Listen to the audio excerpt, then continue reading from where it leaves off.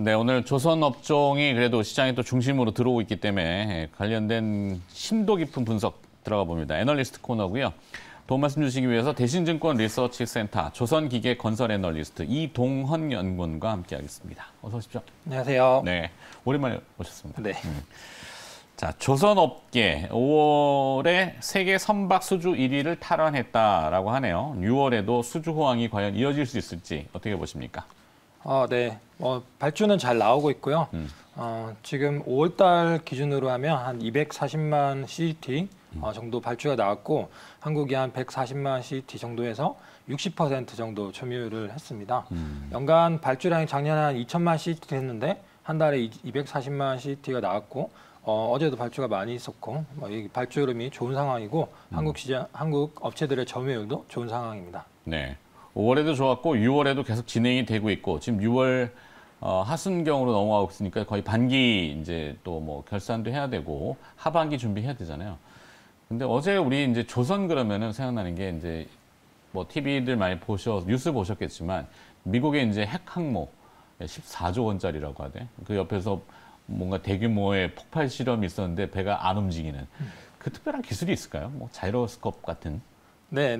뭐 대부분의 업체들은 갖고 있고요. 선체의 균형을 맞추는 기술들이 확보가 돼 있고 안에 뭐 선박 평형소 같은 것들이 균형을 잡아주고 뭐 어지간한 움직임에는 그렇게 잘 넘어가진 않습니다. 그러니까 놀라운 기술인데 이게 질문은 없는 거예요, 사실은. 근데 생각이 나서 그 기술이 과연 우리가 없을까? 우리도 할 수 있을 것 같은데. 뭐 하여튼 번외 얘기지만 하여튼 잘 됐으면 좋겠어요. 이제 한국조선해양이 선박 10척 1조 936억 원. 10척에 1조 900억이군요. 핵항모 한 척에 14조 원인데, 그죠? 자, 이 소식이 전해졌는데 각 3사의 수주 현황이 좀 어떻게 변해졌는지 또 데이터 좀 알려주시죠. 네, 조선 3사 수주 목표가 한국조선해양은 연초 목표가 130억 불이었고요. 현재까지는 70% 정도 달성을 했습니다. 현대미포도 같이 포함이 되는데 35억 불 수주 목표에 수주 목표를 달성을 했고요. 삼성중공업은 연초 목표 78억 불에서 1분기 마치고 91억 불로 목표를 상향을 했습니다. 상선이 한 70억 불 목표되는데 거진 다 달성을 했고요. 대우조선해양이 상대적으로 조금 떨어졌었는데 연간 목표 77억 불 중에서 어제까지 수주를 해서 60% 이상 달성을 해서 전반적인 진행 상황이 거진 한 70에서 80% 사이 정도 달성이 되었다 이렇게 보시면 될 것 같습니다. 네, 그러네요. 대부분 60, 70% 내외. 삼성중공업은 대규모 유상증자 이후에 지금 주가는 좀 회복하려고 하는데 연초 목표 대비해서 이거 목표를 또 올려 잡긴 했군요. 잘 돼야 되는데, 참. 선가도 6년 반 만에 최고라고요. 선가 전망은 어떻습니까? 배 가격이라는 얘기인가요? 네, 배의 가격이고요. 선가는 중요합니다. 조선사의 수익성을 거의 결정을 하기 때문에 중요한 지표고요. 선가 추세가 24주 연속으로 올랐습니다. 올해 들어서 한 번도 안 꺾이고 계속 올라갔는데 현재 지수는 137.7포인트 정도가 되고요. 연초 시작하는 가격이 124포인트 정도 됐는데 10% 정도 선가가 지수는 올랐습니다. 연말까지는 한 150포인트 정도 하면 10% 정도 더 오르지 않을까 이렇게 보고 있고요. 지금 강제가 조선에서 많이 사용하는 후판 가격이 상반기 한 10% 정도 오른 것으로 추정을 하고 있는데 이거를 감당을 하고 연말까지 원자재가가 조금 안정이 되면은 이 올라간 성과 때문에 앞으로는 조선사들이 돈을 번다 이런 관점으로 추천을 드리고 있습니다. 네. 보통 상선은 이제 운임지수에 따라 주가도 이제 연동이 되잖아요. 대표적인 게 이제 HMM이었고, 뭐 주가가 굉장히 강했는데, 선가 추이도 지금 그래프상 저희가 데이터를 좀 볼 수는 없지만, 보통 어디 클락슨 이런 데서 내나요? 네, 맞습니다. 매주 나오고요. 토요일에서 일요일 넘어갈 때 지수가 나옵니다. 참 데이터 돈 주고 사야 되잖아요, 그죠? 네, 그래서 저희 같은 애널리스트들이 매주 자료를 통해서 발표를 드리니까요. 간접적으로 참고를 하시면 좋을 것 같습니다. 좋습니다. 자, 6월 16일에 IMO 회의. 이게 무슨 회의인지 궁금하고요. EEXI, C2. 어려운 용어들이 등장했습니다. 자, 도입 결정했다는데 의미가 뭔지. 네, IMO는 국제회사기구고요. 유엔 산하기관입니다. 환경 규제를 계속 강화를 하고 있는데요. EEDI라는 규제가 있었는데 이거는 기존에 있던 선박들에 대해서 에너지 효율, 에너지 이피션시 디자인 인덱스라고 해서 에너지 효율을 이렇게 체크를 해서 규제를 하는 규제고요. EXI는 이 선박을, EDI는 기존 선박, EXI는 EDI는 신조 선박, EXI는 기존 선박까지 다 확대해서 적용하는 강한 규제입니다.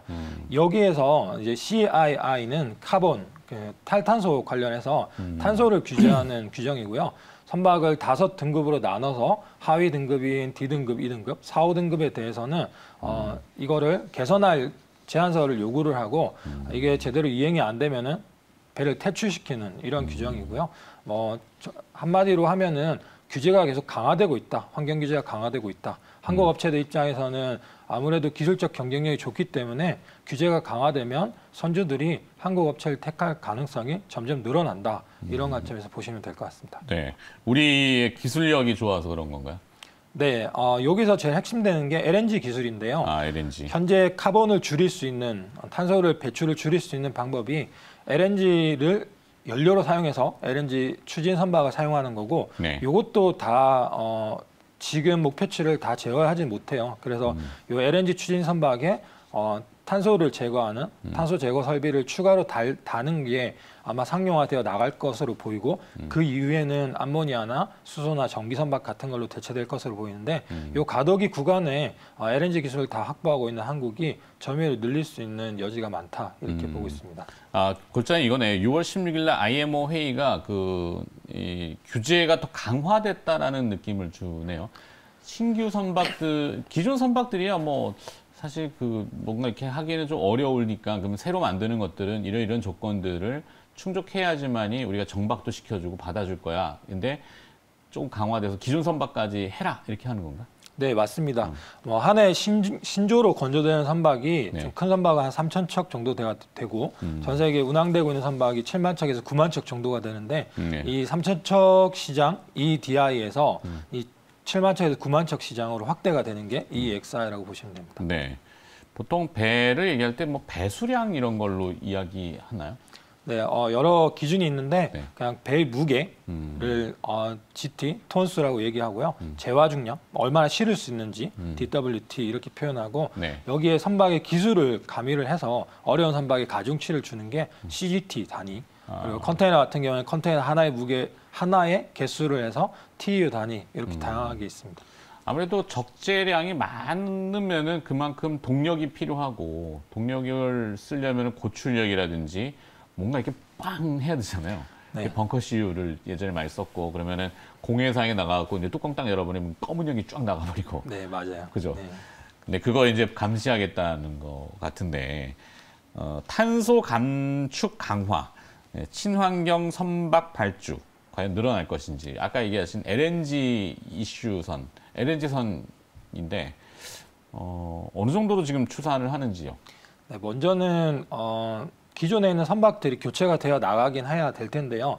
제일 중요한 거는 해운 시황으로 보고 있습니다. 해운 시황? 네네. 배를 발주하는 쪽에서 발주할 여력이 있어야 실제로 발주가 이루어지고 만약에 여력이 안 된다고 하면 그걸 조금이라도 우회해서 비용을 절감하려고 할 텐데 IMO 2020 규제가 발효가 됐었는데요. 그건 이제 황사나무를 규제하는 규정이었는데 통상 배를 짓는데 건조하는데 2년이 걸리기 때문에 2018년부터 이 황사나무 규제 IMO 2020에 대비해서 발주가 많이 나올 걸로 생각을 했는데 생각보다 발주가 많이 안 나왔었어요. 그거는 그 시절에 해운 시황이 안 좋아서 선주들이 투자할 여력이 없었기 때문에 그랬던 걸로 생각이 되고요. 지금은 해운 시황이 좋아진 상황이기 때문에 상대적인 발주가 이 규제를 통해서 많이 늘어날 걸로 보고 있습니다. 네. 자, 그렇다면 과연 이 완성사들, 조선사들 말고 거기에 이제 납품을 해야 되는 그 납품사들, 기자재 업체라고 하잖아요. 기자재 업체 쪽으로는 이 규제, 탄소 규제 강화가 어떤 영향을 줄 것인지 오늘 뭐 일부 뭐 한국 선제 이런 데가 좀 주가가 또 강한 것 같은데 정치 연관성인가? 이건 모르겠네 저도. 네, 그거는 다른 쪽인 거죠. 것 같고요.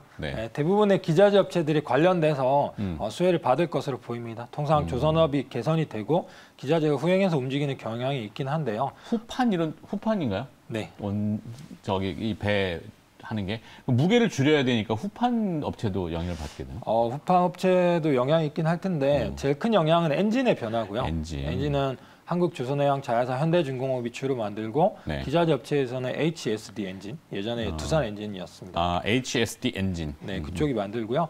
LNG 본행제를 많이 들어가게 되는데요. LNG 네. 화물창이 들어가고 연료창이 들어가기 때문에 이 본행제 관련해서는 한국카본이나 동성하이텍 네, 그런 업체들이 있고요. 한국카본, 동성화인텍. 네. 그리고 뭐 이해 업체들은 뭐 세진중공업 같은 업체가 또 여기 관련해서 사업들을 계속 진행을 하고 있는데요.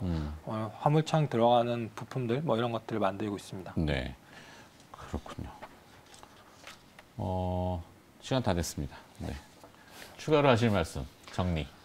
조선업이 현대중공업이 8월에 상장하기 때문에 네, 8월에. 약간 네, 그때까지는 수급 분산 이슈 때문에 지금 최근 한 달이 그랬지만 박스권 움직임이 좀 지속이 되는 분위기고요. 장기적으로 그다음 내년까지 시황이 중요한데 네. 내년까지 시황에 대해서는 의견이 많이 갈리는 것 같아요. 올해 코로나 이연수요가 반영되고 고점을 찍는지 아니면 내년까지 시황이 지속되는지 지켜봐야 되는데 현재 분위기에서는 성과가 계속 오르고 시황이 계속 좋은 방향으로 가고 있지 않나 이렇게 생각이 됩니다. 네, 뭔가 좀 새로운 변화들, 뭐 항공모함 이슈가 등장하면 바로 좀 나와주시면 알겠습니다. 쉽지는 않은 거죠. 어쩌면 좀 우리도 우리의 기술력인데 뭔가 그래도 돌파구가 좀 상징적으로 나왔으면 하는 바람이라서.